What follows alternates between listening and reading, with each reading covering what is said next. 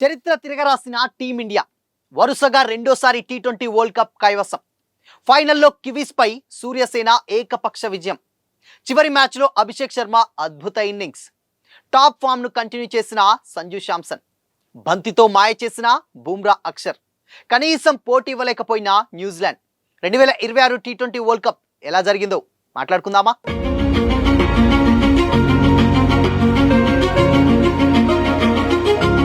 Hi hello, welcome to Disha TV sports. చరిత్ర తిరగరాస్తూ team India వరుసగా రెండోసారి టీ20 వరల్డ్ కప్ కైవసం చేసుకుంది. ఫైనల్లో కివీస్ పై సూర్యసేన ఏకపక్ష విజయం సాధించింది.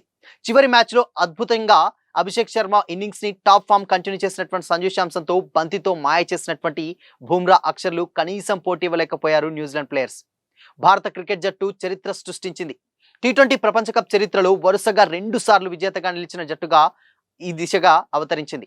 ఆదివారం గుజరాత్లోని అహ్మదాబాద్ వేదికగా జరిగినటువంటి టీ20 వరల్డ్ కప్ 2026 ఫైనల్లో న్యూజిలాండ్ ను చిత్తు చేసింది. ఈ మ్యాచ్ లో ఫస్ట్ బ్యాటింగ్ చేసినటువంటి టీమిండియా నిర్ణీత 20 ఓవర్లలో 5 వికెట్ల నష్టానికి 255 భారీ పరుగుల స్కోర్ చేసింది. అనంతరం న్యూజిలాండ్ ను 154 పరుగులకే ఆల్అౌట్ చేసి సూపర్ విక్టరీ సాధించింది. ఈ మ్యాచ్ లో 256 పరుగుల లక్ష్యంతో బరిలోకి దిగినటువంటి న్యూజిలాండ్ ఏ దశలోనూ కూడా పోటీ ఇవ్వలేకపోయింది. సెమీస్ లో దక్షిణాఫ్రికాపై కివీస్ జయబేరి సాధించడంలో కీలక పాత్ర పోషించిన ఫిన్ అలెన్ ఈసారి త్వరగానే పెవిలియన్ చేరిపోయాడు. 7 బంతుల్లో 9 రన్స్ చేసి అక్షర్ పటేల్ బౌలింగ్ లో అవుట్ అయ్యాడు. ఆ తర్వాత రచిన్ రవీంద్ర ఒకే పరుగుతోటి వెనుదిరిగాడు. ఇకపోతే గ్లిన్ ఫిలిప్స్ కూడా పెద్దగా ఆడలేదు. దీంతో మార్క్ చాప్మన్ కూడా 3 పరుగులతోనే త్వరగానే పెవిలియన్ చేరిపోయాడు. దీంతో 47 పరుగులకే కివీస్ కీలకమైనటువంటి 3 వికెట్లు కోల్పోయింది. అయితే ఓ పక్క వికెట్లు పడుతున్న విధ్వంసకర ఓపెనర్ టిమ్ సెఫర్డ్ క్రీజ్ లో ఉండడంతో కివీస్ విజయంపై ఆశలు కోల్పోలేదు. కానీ వరుణ్ చక్రవర్తి టిమ్ సెఫర్డ్ కు చెక్ పెట్టేశాడు. 26 బంతుల్లో 52 రన్స్ చేసి అతన్ని కూడా పెవిలియన్ కు పంపించేశాడు. అయితే దీంతో న్యూజిలాండ్ ఓటమి దాదాపుగా ఖరారైపోయింది.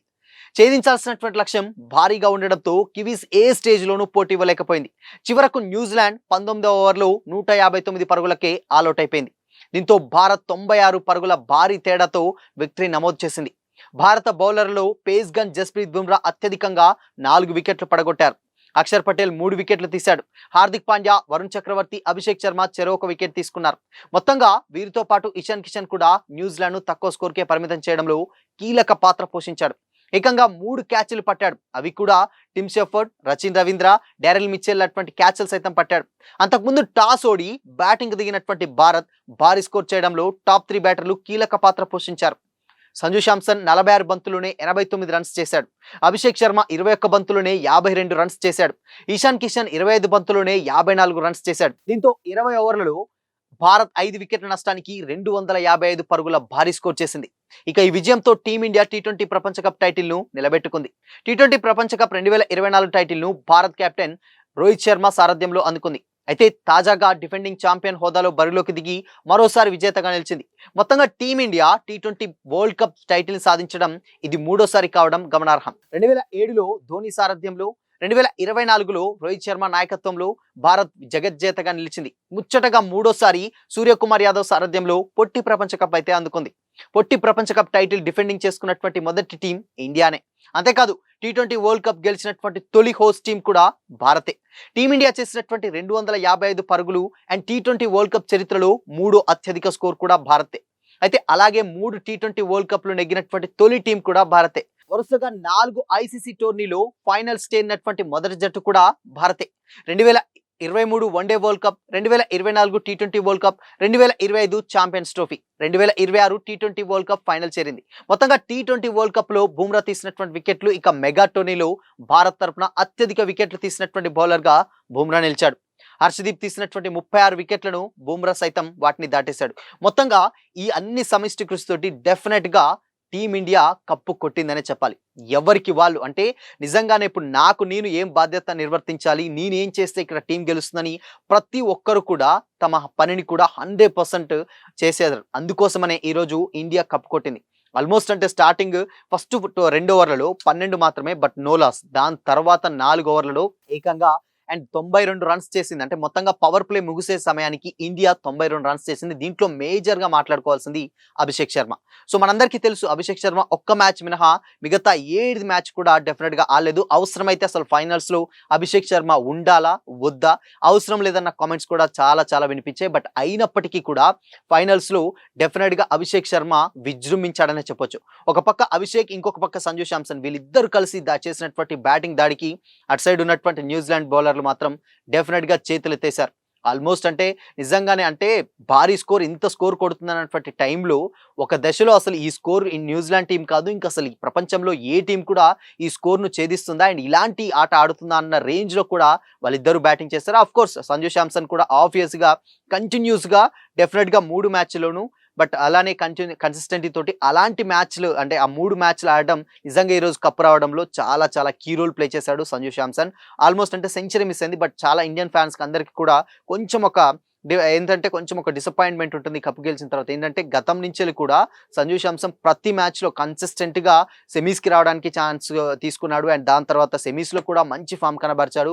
ఇక ఫైనల్స్‌లో కూడా అదే తరహా ఆడారు. మేజర్‌గా 89 రన్స్ చేసి అక్కడ ఔట్ అవ్వడం జరిగింది. నిజంగా ఒక్క సెంచరీ చేసుంటే నిజంగా డ్రీమ్ మొత్తం కూడా అందరికీ కూడా ఒక ఫుల్‌ఫిల్ అయినటువంటి ఫీలింగ్ అయితే వచ్చేసేది. ఇక అభిషేక్ శర్మ గురించి మనం మాట్లాడుకుంటే ఒక మ్యాచ్ తర్వాత పెద్దగా ఆడలేదు.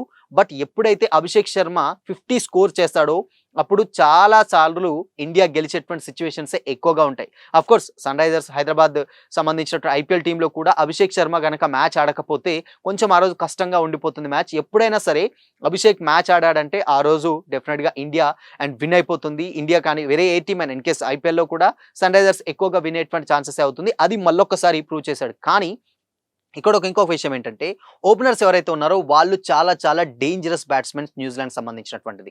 అయితే అక్కడి నుంచెల్లి వాళ్ళు ఒక స్టేజ్‌లో ఎంత డేంజరస్ బ్యాట్స్‌మెన్ అయినా కానీ అక్కడ లక్ష్యం చూస్తుంటే కొండంత లక్ష్యం కనబడుతుంది.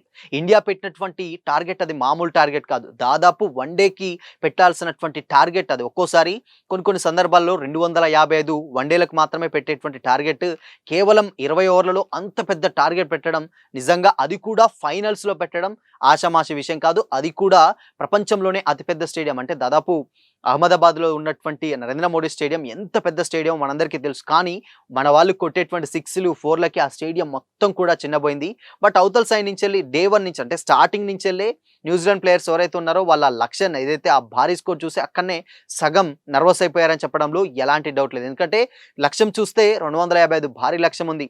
దాన్ని ఎలా ఛేదించగలుగుతామా లేదా అని దానికి చాలా కష్టపడినటువంటి టైంలో ఇకపోతే బుమ్రా అండ్ అక్షర్ పటేల్, వరుణ్ చక్రవర్తి, హార్దిక్ పాండ్యా అండ్ లాస్ట్‌కి అభిషేక్ శర్మ కూడా బౌలింగ్ చేసి ప్రతి స్టేజ్ అంటే ప్రతి ఫార్మాట్‌లో అంటే ఆల్మోస్ట్ అటు బౌలింగ్‌లో కావచ్చు, బ్యాటింగ్‌లో కావచ్చు, ఫీల్డింగ్‌లో కావచ్చు, ఎస్పెషల్లీ శివం దుబే లాస్ట్‌లో వచ్చి సిక్సర్ల దుబే అన్నాడు, సిక్స్‌లు కొట్టాడు. ఆ స్కోర్‌ని 255కి తీసుకెళ్లడంలో చాలా చాలా కీలక పాత్ర పోషించాడు. వీళ్ళందరూ కూడా సమిష్టిగా రాణించడం వల్లే ఈరోజు నిజంగా ఇండియా వరల్డ్ కప్ కొట్టడంలో 100% సక్సెస్ అయిందనైతే చెప్పొచ్చు. బట్ ఆల్ హ్యాపీస్ అందరంటే స్టేడియంలోకి రోహిత్ శర్మ వచ్చాడు. రోహిత్ శర్మ అండ్ అక్కడి నుంచెల్లి ధోని వచ్చారు. ఇద్దరు కూడా వాళ్ళిద్దరూ మ్యాచ్ చూస్తుంటే చాలా మంది cricket fans, vintage cricket fans ఎవరైతే ఉంటారో చాలా మందికి ఆ వింటేజ్ డేస్ గుర్తొచ్చుంటాయి. బేసిక్‌గా అంటే 90స్‌లో ఆడినటువంటి ఆ 2000 వరల్డ్ కప్, 2011 వరల్డ్ కప్స్ ఆ సీన్స్ అన్నీ కూడా ఒక్కసారిగా కళ్ళ ముందు నిజంగా కనిపించాయి. ఇంకా దీంట్లో మనం మాట్లాడుకోవాల్సింది గౌతమ్ గంభీర్ కోచ్‌గా నిజంగా ఇండియన్ టీమ్‌కి అలాంటి ఒక కోచ్ దొరకడం నిజంగా చాలా చాలా అదృష్టం అనే చెప్పాలి. ఎందుకంటే ఇండియన్ టీమ్‌కి కోచ్‌గా వ్యవహరించాలంటే చాలా విమర్శల్ని ఎదుర్కోవాల్సొస్తుంది. ఎందుకంటే ఏదైనా కానీ ఇన్‌కేస్ సక్సెస్ అండ్ గెలిస్తే మాత్రం ఆకాశాన్ని అందజేస్తారు క్రికెట్ ఫ్యాన్స్. ఒకవేళ ఓడిపోతే గనక ఈజీగా కోచ్‌ని కూడా తప్పుబట్టేటువంటి సిట్యుయేషన్స్ ఉంటాయి. వాటన్నిటిని దాటుకొని అండ్ దాని తర్వాత ఆబ్వియస్‌గా సక్సెస్‌కి ఎక్కువగా ప్రియారిటీ ఉంటుంది కాబట్టి ఆబ్వియస్‌లీగా ఇక్కడ కూడా గౌతమ్ గంభీర్ చేసినటువంటి ప్రతి స్ట్రాటజీ డెఫినిట్‌గా వర్కౌట్ అయిపోయింది.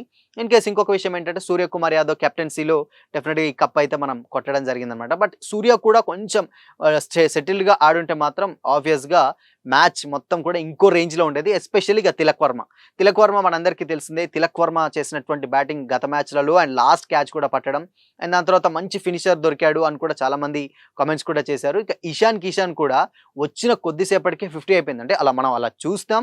అలా చూసిన కొద్దిసేపటికే ఫటాఫట 50 అయిపోయింది. వచ్చిన ప్రతి బ్యాట్స్‌మెన్ 50 చేసుకొని వెళ్ళిపోయారు.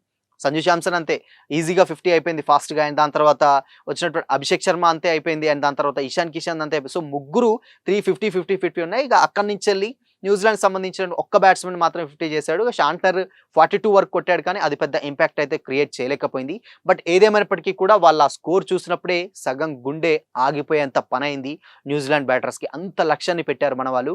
బట్ ఏదేమైనప్పటికీ కూడా ఇండియా నిజంగానే 100% అన్ని బౌలింగ్‌లోను, బ్యాటింగ్‌లోను అన్ని విభాగాల్లోనూ పూర్తి ఆధిపత్యం చెలాయించి ఈరోజు ఇండియాకి కప్ అయితే రావడం జరిగింది. సో మరి నిన్నటి మ్యాచ్ ఎలా అనిపించింది? మీ ఒపీనియన్‌ని కామెంట్ చేసి చెప్పండి.